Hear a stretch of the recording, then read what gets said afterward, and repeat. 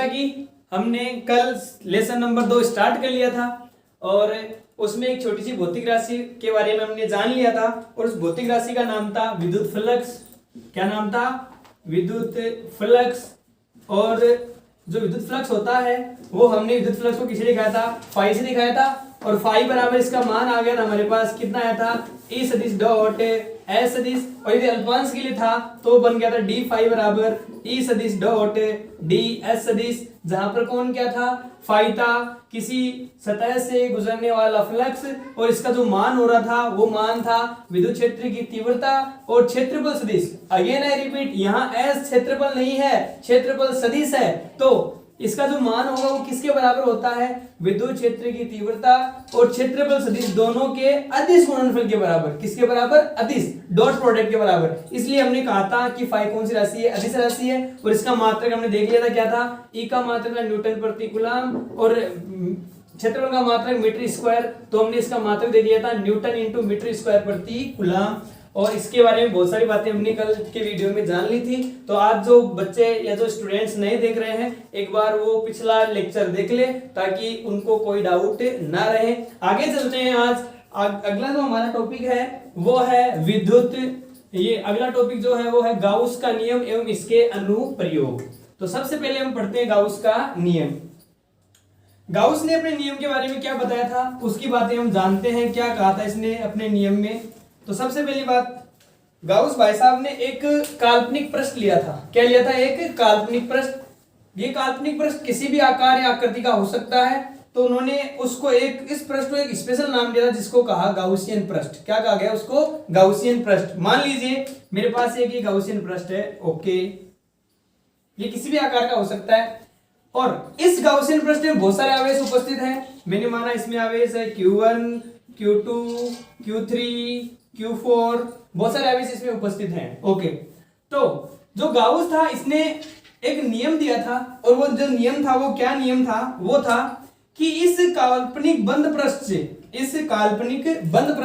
संबंधित जो फ्लक्स का मान होता है, इस काल्पनिक बंद पृष्ठ से संबंधित जो फ्लक्स का मान होता है वो मान इस काल्पनिक बंद पृष्ठ में उपस्थित सभी आवेशों के बीजगणितीय योग, सभी आवेशों के बीजगणितीय योग मतलब Q1, Q2, Q3, Q4, इन सब के बीजगणितीय योग, और उसको हम लोग दिखाते हैं सिग्मा Q से। सिग्मा होता है योग करना, जोड़ करना, Q मतलब सभी आवेशों का।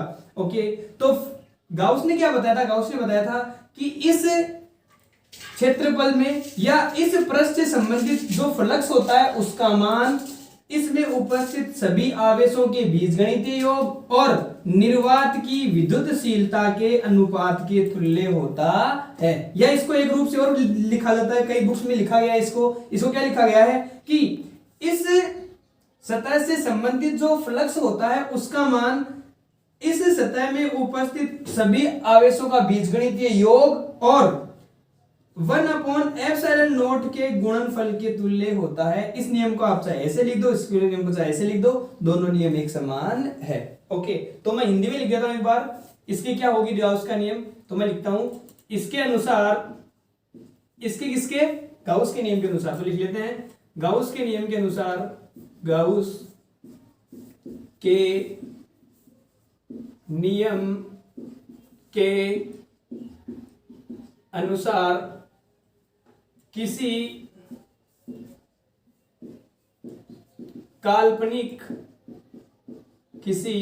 काल्पनिक बंद पृष्ठ से संबंधित विद्युत फ्लक्स का मान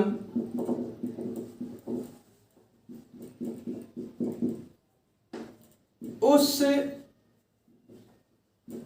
पृष्ठ में उपस्थित सभी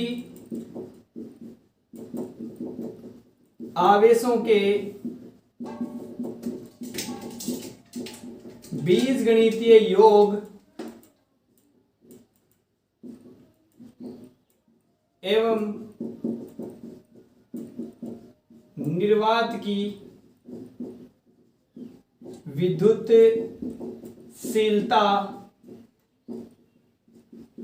के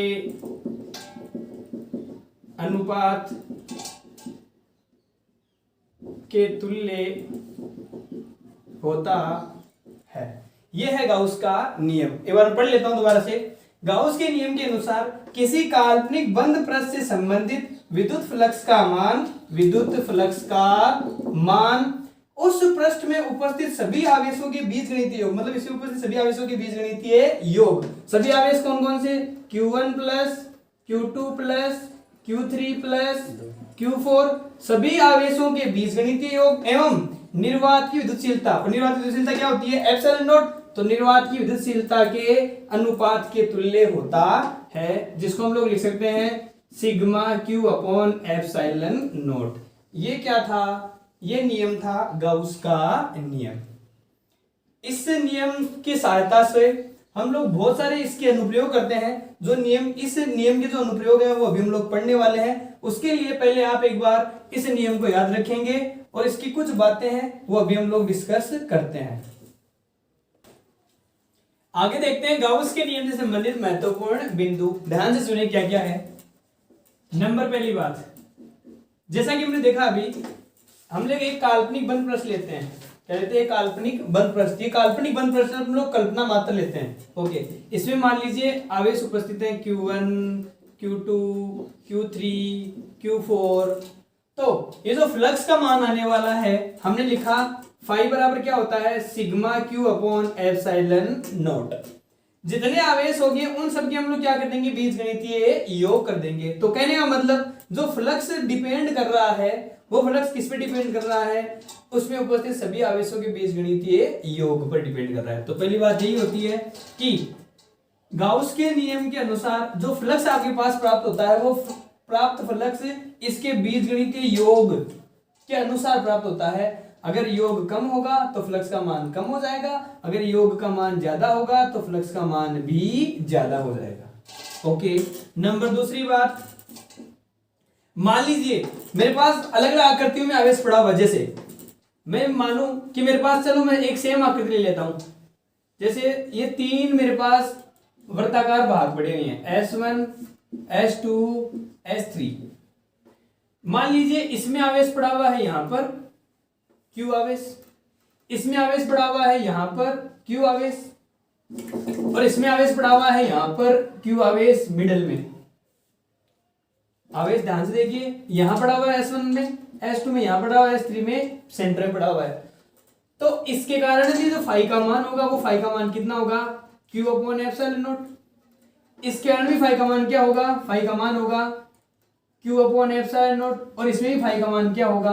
Q अपॉन एप्सिलॉन नॉट। क्योंकि फाई क्या कहता है गाउस के नियम से कि किसी पृष्ठ द्वारा परिबद्ध आवेश और निर्वात की विद्युतशीलता का अनुपात क्या कहलाता है? फ्लक्स कहलाता है। तो इसमें कितना आवेश परिबद्ध है?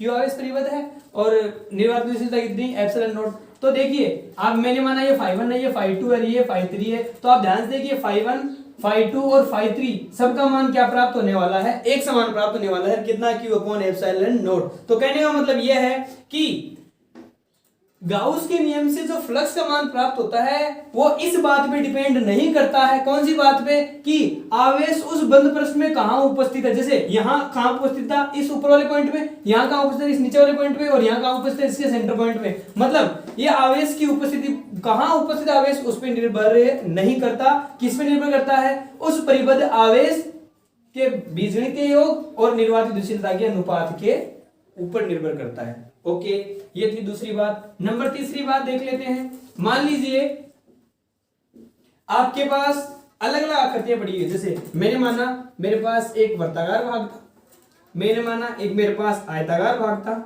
और मैंने माना मेरे पास एक त्रिभुजाकार भाग था, और मैंने माना मेरे पास एक वर्गाकार भाग था। मेरे पास चार क्षेत्रफल पड़े हैं अलग अलग प्रकार की आकृतियों के। यहां आवेश था Q1, यहां भी आवेश था Q, यहां भी आवेश था Q, और यहां भी आवेश था Q। मतलब सब में Q मान के आवेश उपस्थित हैं। ओके, तो यहां जो फ्लक्स का मान होगा वो फ्लक्स का मान गाउस के नियम से वही क्या? उस पृष्ठ में उपस्थित आवेश Q और निर्वात की विद्युतशीलता कितनी? Epsilon not. मतलब इसमें भी कितना होगा? Q upon epsilon not. इसमें भी ये कौन सा भाग है, आयताकार भाग है, इसमें परिबद्ध आवेश कितना है Q और निर्वात विद्युतता कितनी एप्सिलॉन नॉट, तो इसका मान भी किसके बराबर, फाई के बराबर। यहाँ त्रिभुजाकार है तो इसमें परिबद्ध आवेश कितना है Q है, निर्वात विद्युतता कितनी एप्सिलॉन नॉट, इसका मान भी कितना प्राप्त हो रहा है, फाई प्राप्त हो रहा है। इसी प्रकार से इसका मान भी कितना प्राप्त होगा, फाई बराबर Q अपॉन एप्सिलॉन नॉट। तो आप एक बार ध्यान से देखिए, यहाँ तो सभी के कारण फ्लक्स का मान प्राप्त हो रहा है, वो फ्लक्स का मान हमारे पास एक समान प्राप्त हो रहा है, कितना Q upon epsilon not, Q upon epsilon not, Q upon epsilon not और Q अपॉन एप्सिलॉन नॉट। मतलब कि जो फ्लक्स का मान गाउस के नियम से प्राप्त हो रहा है, वो फ्लक्स का मान केवल आवेश, जो आवेश परिबद्ध है उस आवेश और निर्वात विद्युतता के अनुपात पर निर्भर करता है, इस बात पे निर्भर नहीं करता कि वो किस प्रकार की आकृति से परिबद्ध उपस्थित है। मतलब जो सरफेस आपने ली है, जो पृष्ठ आपने लिया है, काल्पनिक बंद पृष्ठ लिया, वो किसी भी आकार का हो सकता है, उसके आकार के कारण फ्लक्स के मान में कोई प्रभाव पड़ने वाला नहीं है। एक बार आप लोग यहां तक याद रखें, उसके बारे में चलते हैं आगे। अगली जो बात है नंबर 4, वो बात सुनिए ध्यान से। वो क्या है, मान लीजिए मेरे पास कोई पृष्ठ इस प्रकार से है और इस पृष्ठ में जो आवेश उपस्थित है वो है माइनस का Q और प्लस का Q आवेश उपस्थित है। ओके, तो हम लोग यहां से विद्युत फ्लक्स का मान निकालेंगे, फाई बराबर, हम लोग जानते हैं फाई बराबर गाउस के नियम से क्या होता है, sigma Q upon epsilon not होता है। तो यहां हम लोग दोनों आवेशों को जोड़ेंगे, तो जोड़ेंगे प्लस Q और minus Q upon epsilon not, तो बराबर कितना प्राप्त होगा, हमारे पास 0 प्राप्त होगा। कहने का मतलब अगर किसी बंद पृष्ठ में उपस्थित सभी आवेशों का बीजगणितीय योग 0 होगा तो वहां से कोई फ्लक्स का निर्माण नहीं होता है। इस बात को भी आप ध्यान में रखेंगे। और हमें पता है, हमने द्विध्रुव पढ़ा था, हमने क्या पढ़ा था, द्विध्रुव पढ़ा था, यहाँ पर माइनस Q था, यहाँ पर प्लस Q था, दोनों के बीच की दूरी अति अल्प थी, तो इस निकाय को हमने क्या कहा, द्विध्रुव कहा था। तो मतलब द्विध्रुव अगर कोई द्विध्रुव किसी पृष्ठ में उपस्थित होता है, बंद पृष्ठ में उपस्थित होता है, तो उसके द्वारा जो फ्लक्स का मान होगा वो कितना होगा, 0 होगा। क्यों होगा, क्योंकि दोनों आवेश परिमाण में क्या होते हैं, समान होते हैं और प्रकृति में कैसे होते हैं, विपरीत होते हैं। तो माइनस Q और प्लस Q का मान कितना हो जाएगा, 0 हो जाएगा। मतलब द्विध्रुव के द्वारा भी विद्युत फ्लक्स का मान कितना प्राप्त होता है, 0 प्राप्त होता है, अगर वो किसी बंद पृष्ठ में उपस्थित होता है तो। दूसरी बात, अगली बात नंबर 5 बात, इसको भी आप ध्यान से सुनेंगे। अगर मेरे पास कोई सतह इस प्रकार से है और इस सतह में बहुत सारे आवेश उपस्थित हैं, Q1, Q2, Q3, Q4, Q5 और बाहर कोई आवेश उपस्थित है, मान लीजिए मैंने माना Q7 आवेश उपस्थित है। ओके, और अंदर मान लीजिए Q6 तक आवेश उपस्थित है, Q6।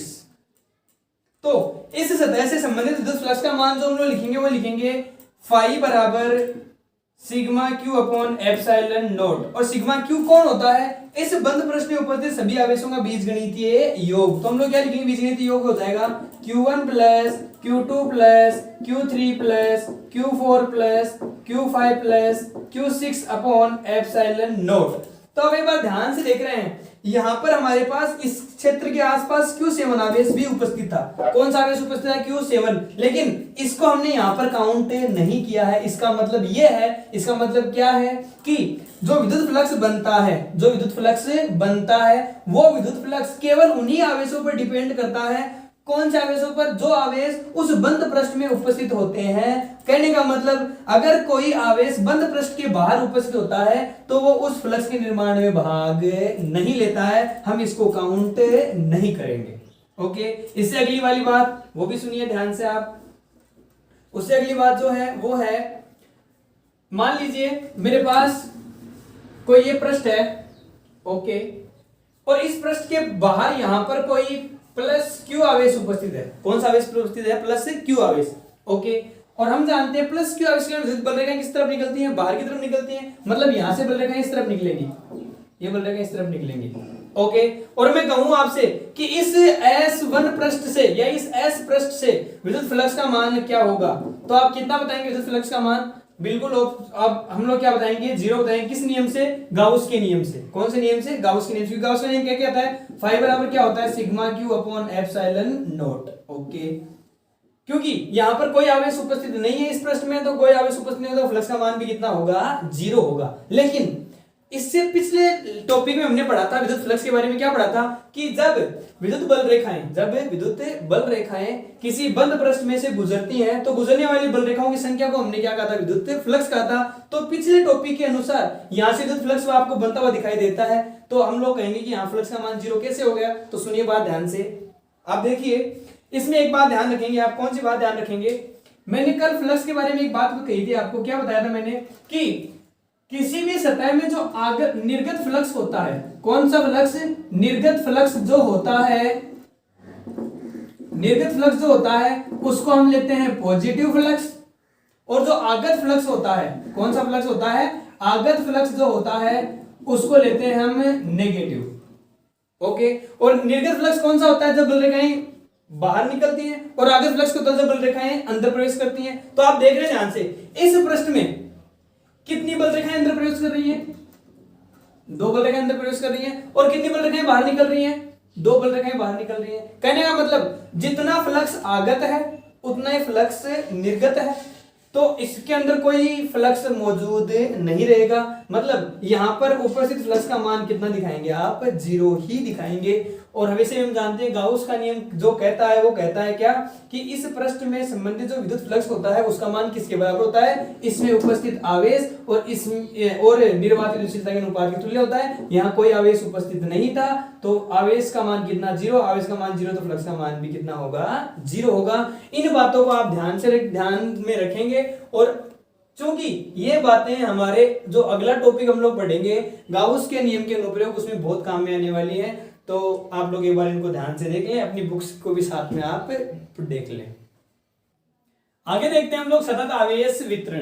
एक बार नाम से स्पष्ट हो रहा है, सतत आवेश वितरण मतलब आवेश का लगातार वितरण। हालांकि हमने लेसन नंबर 1 में आवेश का क्वांटीकरण पढ़ा था। हमने क्या पढ़ा लेसन नंबर 1 में, आवेश का क्वांटीकरण मतलब जहां पर आवेश अल्प मात्रा में होता है वहां पर आवेश टुकड़ों के रूप में निकलता नहीं है, और वो एक निश्चित रूप में निकलता हुआ हमें दिखाई देता है। किस प्रकार से दिखाई देता है, जैसे हमने वहां देखा था कि अगर जो आवेश का क्वांटीकरण था वो कहता था Q बराबर क्या होता था, NE, तो प्लस माइनस, मतलब जितने आवेश जाते हैं उस हिसाब से हम लोग N को काउंट कर लेते हैं। अगर 2 इलेक्ट्रॉन जाते हैं तो हम लोग 2 लेते हैं, 3 जाते हैं तो 3 लिखते हैं। ओके, ये था कौन, आवेश का क्वांटीकरण। ओके, लेकिन हम लोग अभी क्या पढ़ रहे हैं, सतत आवेश वितरण मतलब आवेश का सतत रूप से वितरण होना। सतत वितरण कब होता है, मान लीजिए मेरे पास कोई सतह पड़ी हुई है, या कोई आयतन पड़ा हुआ है, या कोई क्षेत्र पड़ा हुआ है, अगर उस पर आवेश बहुत अधिक मात्रा में उपस्थित होता है, कितनी मात्रा में उपस्थित होता है, बहुत अधिक मात्रा में उपस्थित होता है, तो उस जगह पर आवेश जो होता है वो एक लगातार रूप से वर्गीकृत हो जाता है या वितरित हो जाता है, जिसको हम लोग क्या कहते हैं, सतत आवेश वितरण। और ये जो सतत आवेश वितरण होता है वो अपनी आकृति और जो अनुदिशा होती है उसके अनुसार 3 प्रकार का होता है। कितने प्रकार का होता है, 3 प्रकार का होता है। नाम से ध्यान में रखेंगे उनको आप। नंबर एक होता है रेखीय आवेश वितरण। नंबर 1 कौन होता है, रेखीय आवेश वितरण। नंबर जो 2 होता है वो होता है पृष्ठीय आवेश वितरण। पृष्ठीय आवेश वितरण। और जो नंबर 3 होता है वो होता है आयतन आवेश वितरण। ये चीजें हमारे गाउस के नियम में काम में आने वाली है अनुप्रयोग में, इसलिए हम लोग इनको पहले एक बार डिफाइन कर रहे हैं। ओके, रेखीय आवेश वितरण क्या होता है, नाम से स्पष्ट हो रहा है, रेखीय मतलब लंबाई के अनुदिश, रेखीय एक रेखा के अनुदिश। आवेश वितरण मतलब अगर मेरे पास कोई एक रेखा है, क्या है, रेखा या लंबाई है, अगर आवेश इस रेखा के अनुदिश वितरित होता है, अगर हमारा आवेश इस रेखा के अनुदिश से वितरित होता है, लंबाई के अनुदिश वितरित होता है, तो इस प्रकार का वितरण क्या कहलाता है, रेखीय आवेश वितरण कहलाता है। और यहां पर हमारे पास इस वितरण के अनुसार एक नई भौतिक राशि सामने आती है जिसको हम कहते हैं रेखीय आवेश घनत्व। क्या कहते हैं, रेखीय आवेश घनत्व। अगेन रिपीट, क्या कहते हैं, रेखीय आवेश घनत्व, जिसको दिखाया जाता है लेम्डा से। किसे दिखाया जाता है, लेम्डा से। इसकी परिभाषा पे चलते हैं, क्या होता है, एकांक लंबाई में उपस्थित आवेश की मात्रा। पहली बात तो नाम किसका आ रहा है, रेखीय मतलब लंबाई के अनुदिश। तो एकांक लंबाई में उपस्थित आवेश की जो मात्रा होती है उसी को हम क्या कहते हैं, रेखीय आवेश घनत्व। तो मैं बात डेफिनेशन लिख देता हूं, यहां लिख देता हूं, एकांक लंबाई में उपस्थित आवेश की मात्रा रेखीय आवेश घनत्व कहलाता है, जिसको किससे लिखा जाता है, लैम्डा से। तो मान क्या हो जाएगा, एकांक लंबाई में उपस्थित आवेश की मात्रा, आवेश की मात्रा कितनी है, मैं मानता हूं कितना Q, और एकांक लंबाई मतलब कितना L। तो याद रखें रेखीय आवेश घनत्व किसे दिखाया जाता है, लैम्डा से दिखाया जाता है, जिसका मान किसके बराबर होता है, Q/L के बराबर होता है। तो इसका हम लोग मात्रक भी लिख सकते हैं। मात्रक क्या हो जाएगा, बोला आवेश का मात्रक क्या होता है, कूलम, लंबाई का मात्रक क्या होता है, मीटर। तो बोलो रेखीय आवेश घनत्व का मात्रक क्या हो जाएगा, कूलम प्रति मीटर। हम लोग विमा की बात करते हैं, किसकी बात करते हैं, विमा की। तो कूलम की विमा क्या होती है, A1T1 अपॉन नीचे कौन है, मीटर, मीटर मतलब लेंथ, तो नीचे कौन हो गई, L1। तो देखिए इसकी विमा क्या हो जाएगी, M0, L ऊपर जाएगा तो L-1 T1 और A1, ये किसकी विमा हो जाएगी, रेखीय आवेश घनत्व की। मान लीजिए हम अल्प लंबाई की बात कर रहे हैं, किसकी बात कर रहे हैं, अल्प लंबाई की बात करें, तो उस पे आवेश भी अल्प मात्रा में उपस्थित होता होगा। तो यहां से जो लैम्डा बनेगा अल्प मात्रा के लिए, वो बनेगा क्या, dQ/dL। इसको भी आप याद रखेंगे, दोनों सेम बातें हैं। ओके, नंबर दूसरा कौन है, पृष्ठीय आवेश वितरण। नंबर 2 क्या है, पृष्ठीय, नाम से स्पष्ट हो रहा है, पृष्ठ पर, किस पर, पृष्ठ पर मतलब क्षेत्रफल पर। तो इसकी परिभाषा क्या हो जाएगी, जैसे हमने इसकी परिभाषा क्या बताई थी कि एक अगर आवेश वितरण किस प्रकार से हो, लंबाई के अनुदिश होता है, तो उसको हमने क्या नाम दिया था, रेखीय आवेश वितरण। यहाँ पर क्या है, पृष्ठीय, मतलब अगर आवेशों का वितरण क्षेत्रफल के अनुदिश हो या पृष्ठ के अनुदिश हो, तो उसको हम लोग कौन सा वितरण कहेंगे, पृष्ठीय आवेश वितरण। ओके, इसमें भी एक नई भौतिक राशि होती है, इसमें भी एक नई भौतिक राशि होती है। जैसे यहां पर थी क्या, रेखीय आवेश घनत्व, तो यहां बन जाएगी क्या, पृष्ठीय आवेश घनत्व।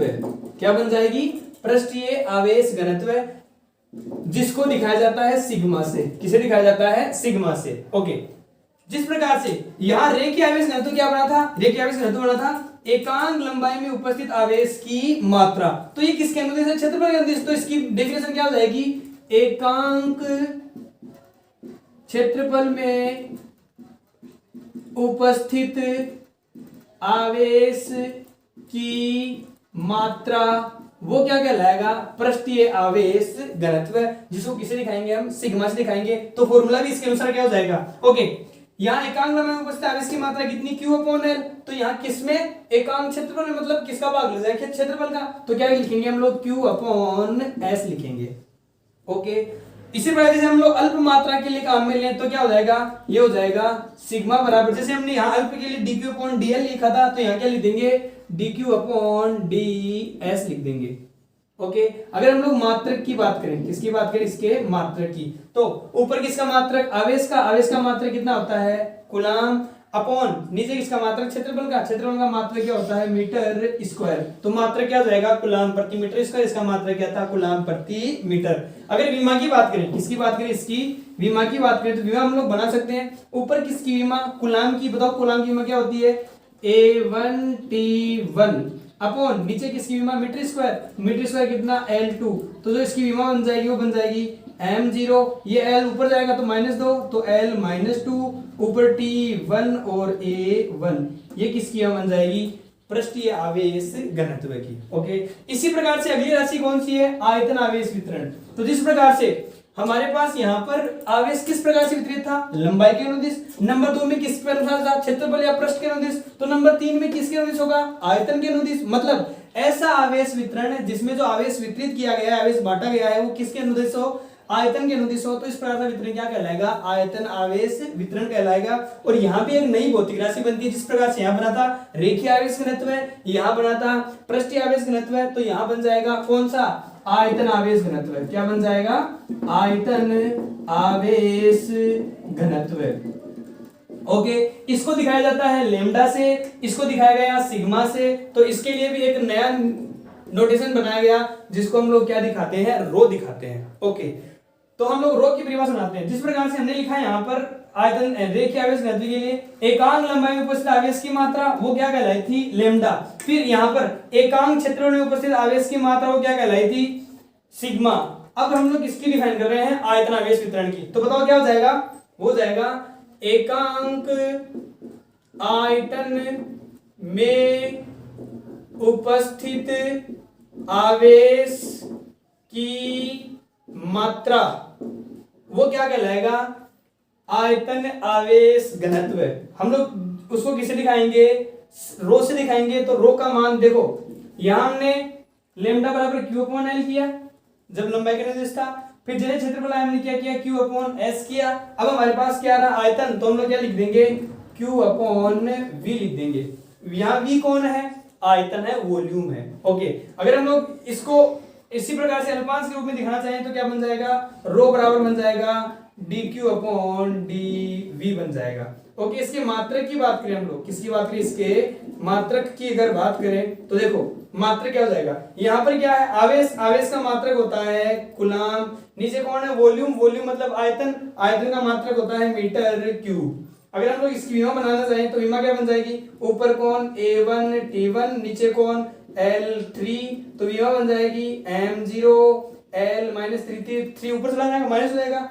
ओके, A1 सॉरी T1 और A1 ये किसकी विमा बन जाएगी, आयतन आवेश घनत्व की। तो मैं एक बार दोबारा रिपीट करता हूं, हमने क्या क्या देखा, हमने देखा सतत आवेश वितरण, मतलब आवेशों का हम लोग वितरण देख रहे हैं, किस प्रकार से हो सकता है, तीनों दिशाओं में हो सकता है। किस प्रकार से, लंबाई के अनुदिश में हो सकता है, अगर लंबाई के अनुदिश होगा तो उसका नाम क्या होगा, रेखीय आवेश वितरण। अगर क्षेत्रफल के अनुदिश होगा तो क्या होगा, पृष्ठीय आवेश वितरण। अगर आयतन के अनुदिश होगा तो होगा आयतन आवेश वितरण। हमने यहाँ से एक नई भौतिक राशि बनाई है जिसका नाम है आवेश घनत्व। तो रेखीय के लिए होगा वो रेखीय आवेश घनत्व है, पृष्ठ के लिए होगा पृष्ठीय आवेश घनत्व है, और आयतन के लिए होगा आयतन आवेश घनत्व है। हमने इसको किससे दिखाया, लेमडा से, इसको हमने दिखाया रो से, सॉरी सिग्मा से, इसको हमने दिखाया रो से। ओके, तो यहाँ पर जो आवेश घनत्व है वो होता क्या है, अगर रेखीय है तो हम लोग किस प्रकार डिफाइन करेंगे, एकांक लंबाई में उपस्थित आवेश की मात्रा वो हो जाएगी रेखीय आवेश घनत्व है। तो एकांक लंबाई, लंबाई का भाग लग जाएगा किसमें, आवेश में, तो Q अपॉन L। यहाँ एकांक क्षेत्र में उपस्थित आवेश की मात्रा किसका भाग है, क्षेत्रफल का, तो Q अपॉन S। यहाँ कौन है, आयतन आवेश घनत्व है, तो एकांक आयतन में उपस्थित आवेश की मात्रा। ओके, हम लोग मात्रक की बात करें तो देखो ऊपर कौन है कूलाम, नीचे कौन है लंबाई, तो कूलाम प्रति मीटर, यहाँ कूलाम प्रति मीटर स्क्वायर, और यहाँ हो जाएगा कूलाम प्रति मीटर क्यूब। इसी प्रकार से इनकी विमा बन जाती है। आगे बातें करेंगे हम लोग अगले लेक्चर में, तब तक के लिए बच्चों thank you, goodbye, good luck.